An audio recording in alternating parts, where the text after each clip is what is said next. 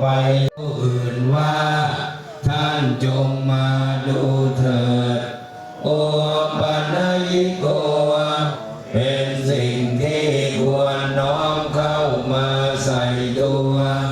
ปัจจัตังเมทิตาคาตากาทิคุณโยทวเสนะไสโยพระธรรมเป็นสิ่งที่ประเสริฐเพราะประกอบด้วยคุณคือความที่พระผู้มีพระภาคเจ้าตรัสไว้ดีแล้วเป็นต้นโย